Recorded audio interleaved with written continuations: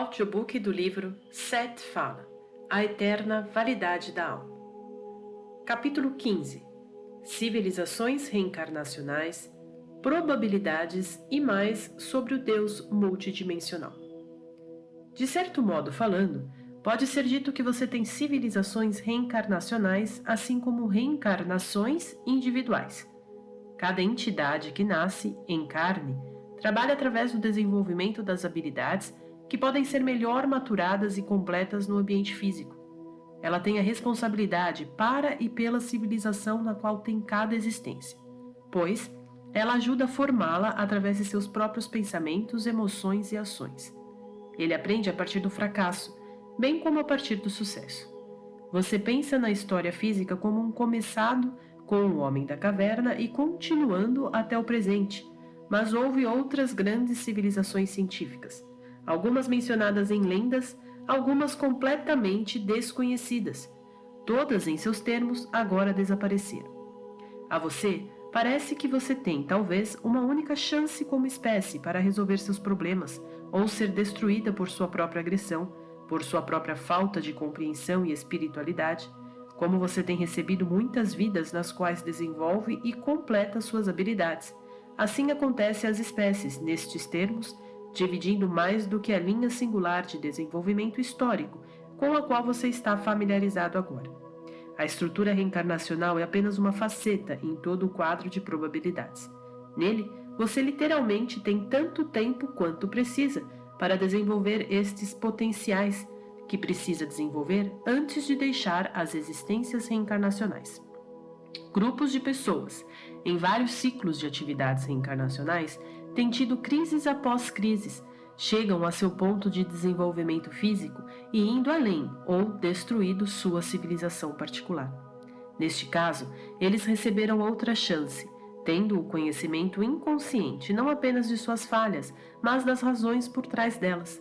Eles, então, começaram com uma vantagem psicológica quando formaram novos agrupamentos primitivos. Outros, tendo resolvido os problemas, deixaram seu planeta físico por outros pontos no universo físico. Quando eles alcançaram aquele nível de desenvolvimento, porém, estavam espiritual e fisicamente maduros e aptos a utilizar as energias das quais você não tem nenhum conhecimento prático agora. A Terra, para eles, agora é uma casa lendária. Eles formaram novas raças e espécies que não poderiam mais acomodá-los fisicamente por suas condições atmosféricas. Porém, eles também continuaram no nível reencarnacional, tanto quanto habitam a realidade psíquica. Alguns destes, porém, se transmutaram e deixaram o ciclo reencarnacional. Esses que deixaram o ciclo reencarnacional evoluíram para as entidades mentais que sempre foram, você vê. Descartaram a forma material. Estas entidades de grupo ainda se interessam pela Terra. Eles emprestam a ela apoio e energia. De certo modo, agora eles poderiam ser pensados como deuses na Terra. Em seu planeta, eles estiveram envolvidos em 3 civilizações particulares, bem antes do tempo de Atlântida, quando de fato seu próprio planeta estava em uma posição um pouco diferente, particularmente em relação aos 3 dos outros planetas que você conhece. Os polos foram invertidos, eles foram, incidentemente, por 3 longos períodos de seu planeta. Estas civilizações eram altamente tecnológicas. O segundo ser, de fato, muito superior a seu próprio ao longo destas linhas. O som era utilizado muito mais efetivamente, não apenas para a cura e nas guerras, mas também para dar poder aos veículos de locomoção e para provocar o movimento da matéria física. O som era um transportador de peso e massa. A força desta segunda civilização repousa principalmente nas áreas agora conhecidas como África e Austrália. Embora naquele tempo não apenas o clima era inteiramente diferente, mas também as áreas terrenas. Havia uma atração diferente de massa terrena relacionada à posição alterada dos polos. Porém, relativamente falando, a civilização era concentrada em uma área. Ela não tentou se expandir. E ela era altamente encravada e afim do planeta, simultaneamente como uma cultura larga, não organizada, dispersa, primitiva.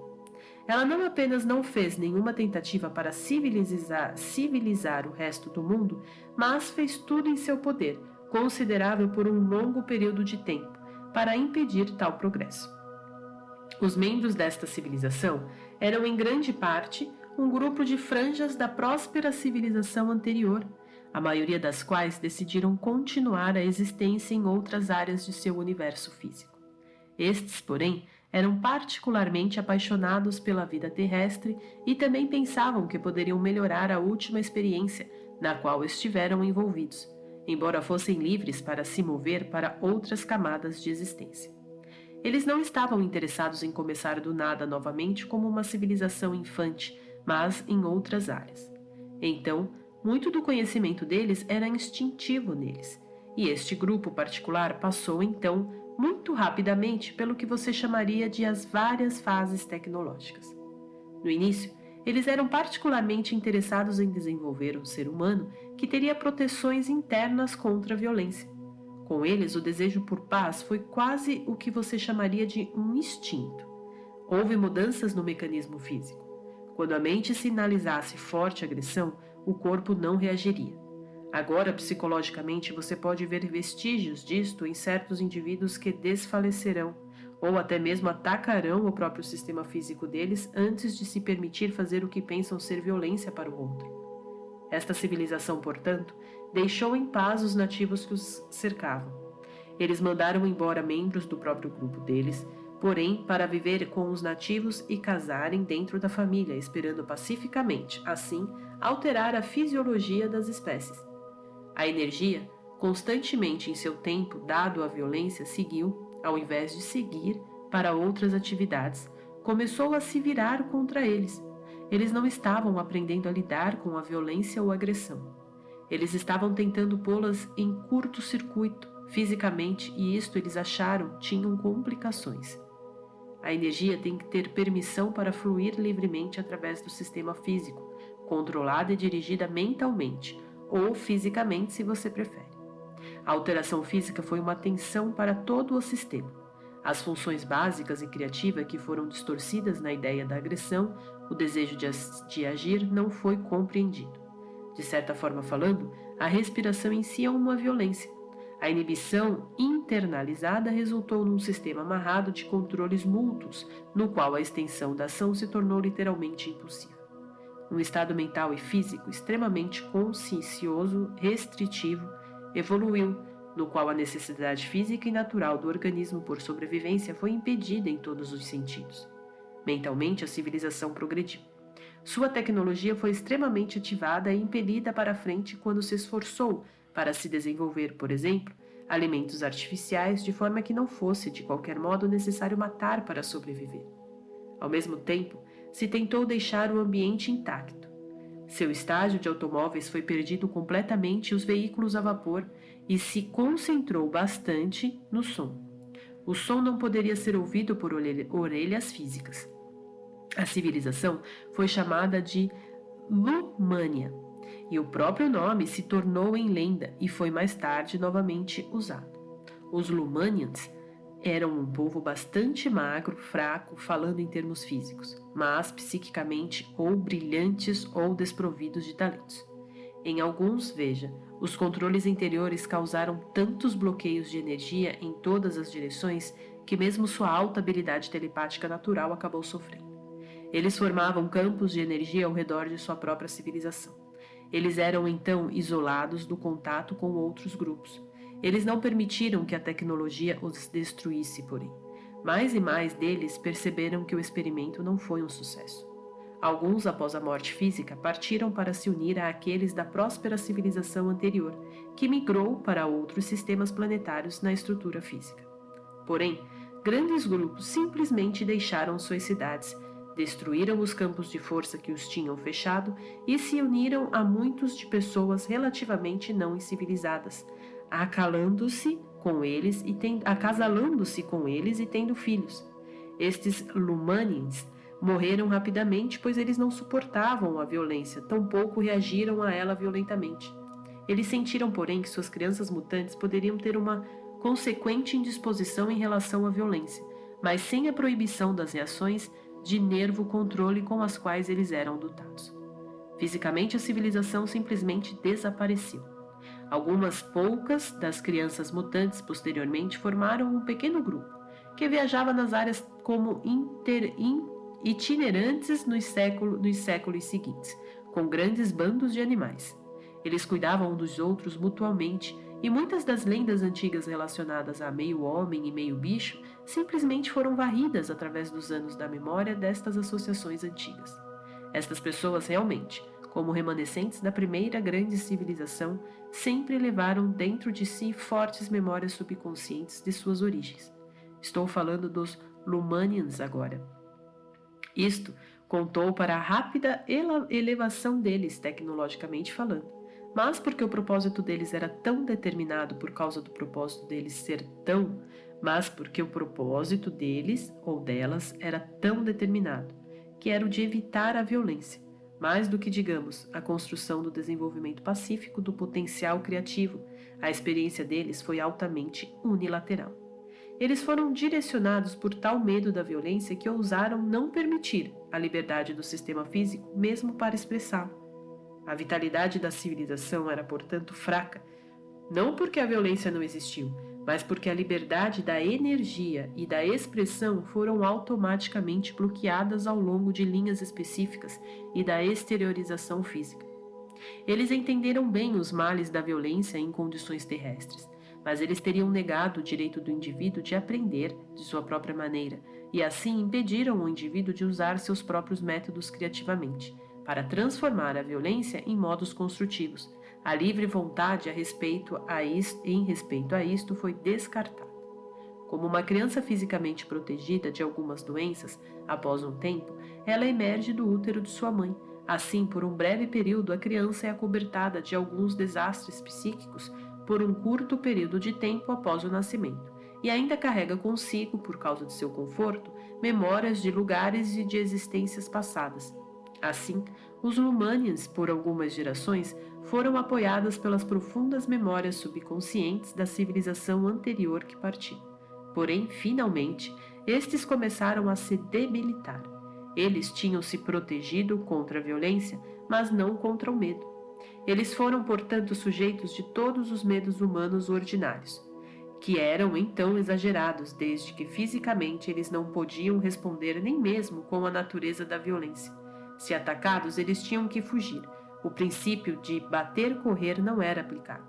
Eles não tinham nenhum recurso. O símbolo de Deus deles era masculino, uma figura fisicamente forte de macho que os poderia proteger desde que eles não se protegessem. Esta figura evoluiu através das eras, assim como suas crenças, e nesta figura eles projetaram as qualidades que eles mesmos não poderiam expressar. A figura se pareceria mais tarde como o velho Jeová, o Deus da ira, que protegia o povo escolhido.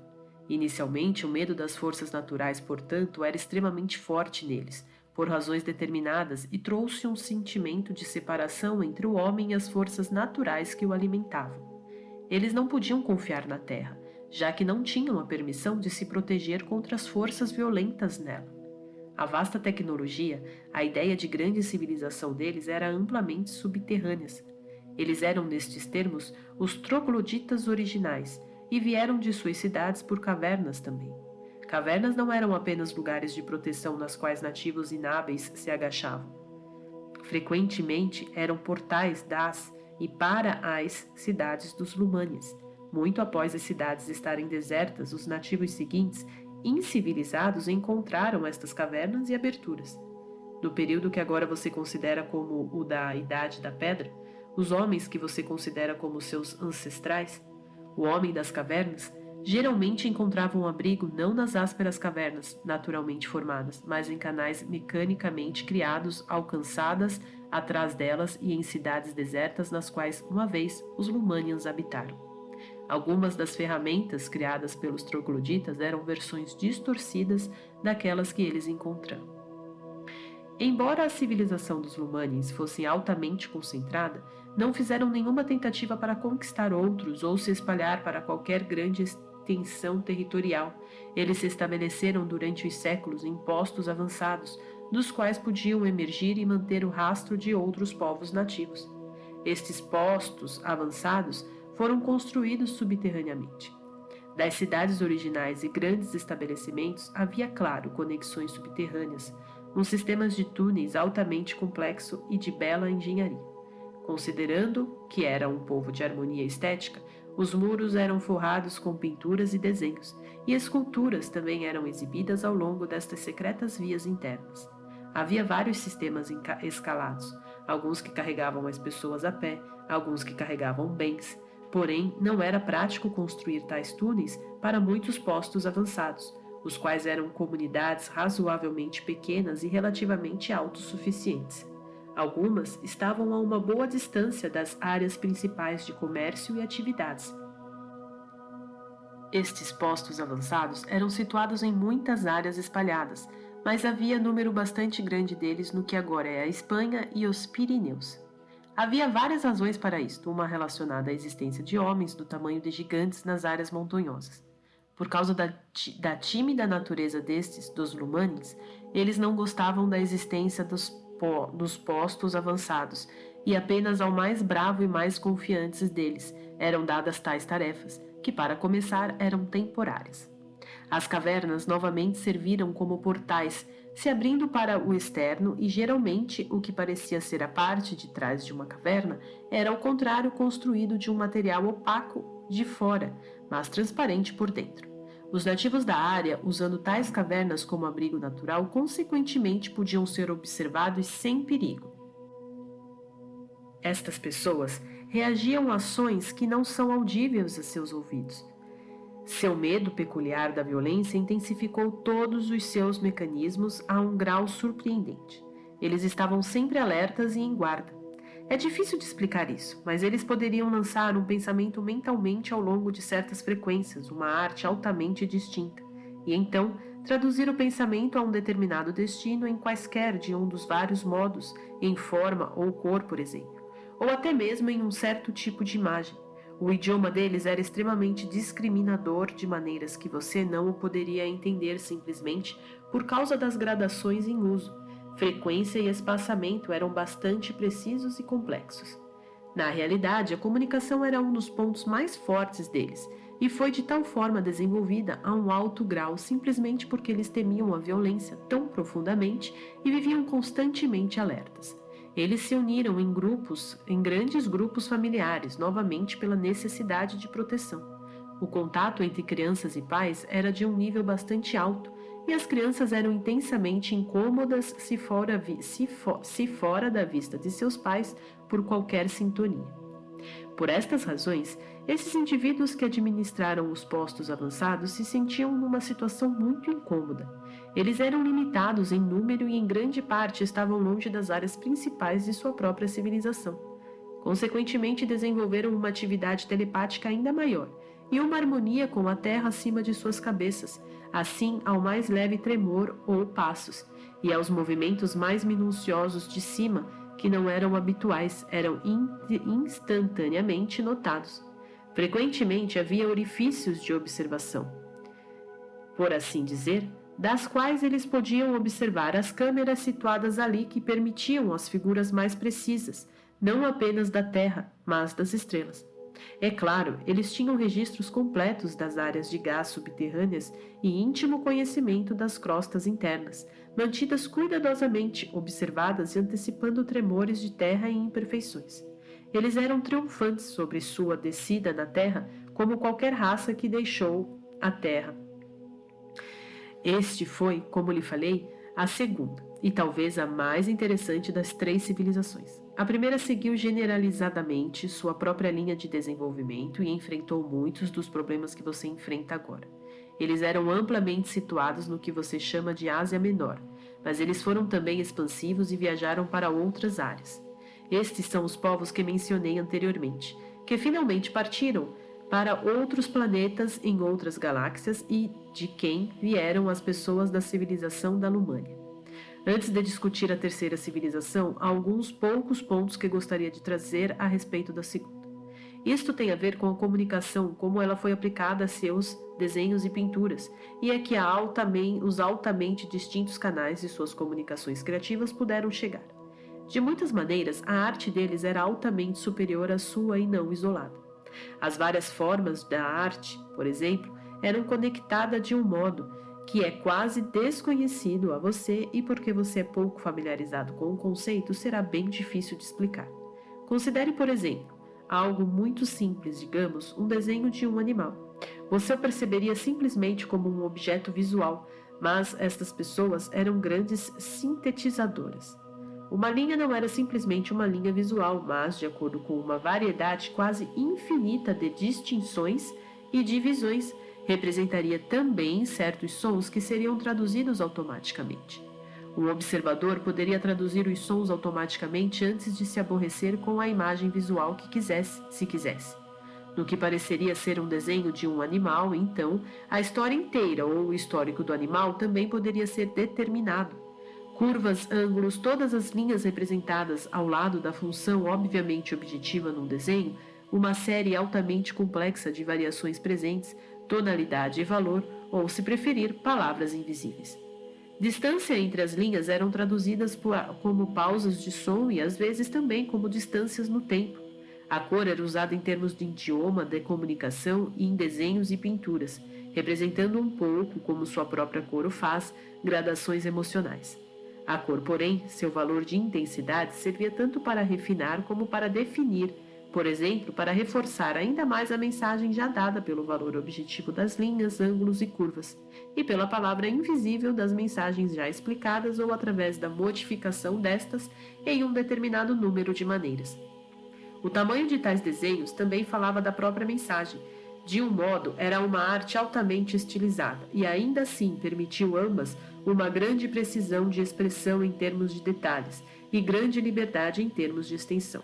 Era obviamente comprimida. Esta técnica foi descoberta depois pela terceira civilização e alguns dos desenhos restantes feitos em imitação deles ainda existem. Mas as chaves para a interpretação foram completamente perdidas. Assim, tudo o que você poderia ver seria um desenho destituído dos elementos multissensuais que lhe deram tal ampla variedade. E ela existe, mas você não a poderia trazer à vida. Eu deveria mencionar aqui que algumas das cavernas, particularmente em certas áreas da Espanha e dos Pirineus, e algumas anteriores na África, eram construções artificiais. Agora, estes povos moviam massa com som e, como lhe disse anteriormente, de fato transportavam matéria através de um alto domínio do som. Foi assim que seus túneis foram originalmente formados, e também foi este o método usado para formar algumas das cavernas onde originalmente eles eram poucos. Geralmente, os desenhos nas paredes da caverna eram informações altamente estilizadas, quase como signos em seus termos, em frente a edifícios públicos, retratando o tipo de animais e seres em uma área determinada. Esses desenhos foram depois usados como modelos por seus homens das cavernas nos tempos históricos aos quais você normalmente se refere. As habilidades comunicativas deles e, consequentemente, as habilidades criativas eram mais vitais, vivas e responsivas do que são as suas. Quando você escuta uma palavra, você pode estar ciente de uma imagem correspondente em sua mente. Com estes povos, no entanto, os sons construíam automática e instantaneamente uma imagem surpreendentemente vívida, que não era tridimensional de nenhum modo. Era internalizada, mas era realmente muito mais vívida do que suas imagens mentais usuais. Certos sons novamente foram utilizados para indicar distinções surpreendentes em termos de tamanho, forma, direção e duração, no ambos espaço e tempo. Em outras palavras, os sons produziam imagens brilhantes automaticamente. Por esta razão, havia uma fácil distinção entre o que era chamado de visão interna e visão externa, e era bastante natural para eles fechar seus olhos numa conversa de forma a se comunicar mais claramente, desfrutando das imagens sempre em mutação e imediatas que acompanhavam qualquer intercâmbio verbal. Eles aprendiam depressa e a educação era um processo excitante, porque esta facilidade multissensual automaticamente imprimia a informação deles, não simplesmente através de um canal sensitivo por vez, mas utilizando muitos simultaneamente. Porém, por tudo isso e pela imediação de suas percepções, havia uma fraqueza inerente, a inabilidade de enfrentar a violência e aprender a conquistá-la significativa. É claro que eles também dificultaram severamente uma certa característica de se estenderem além. A energia foi bloqueada nestas áreas de forma que lhes faltou uma forte qualidade ou senso de poder.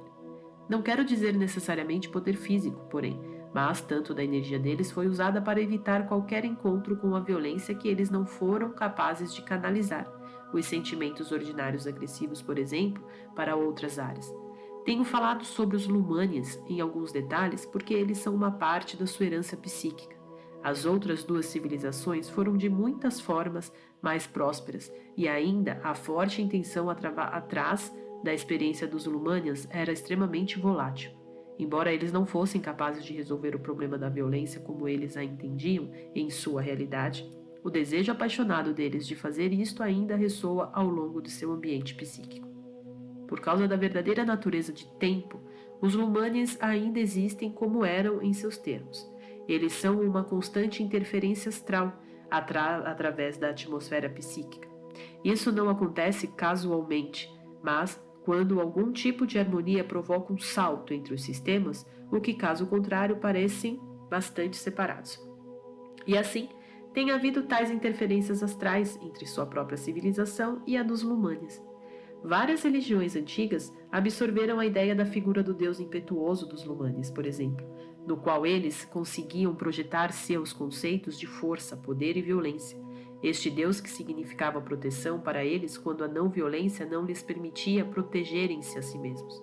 Agora, há uma interferência astral na produção, digamos, na qual os conceitos multidimensionais de arte e comunicação dos Lumanians serão vislumbrados por seu próprio povo, mas numa forma rudimentar.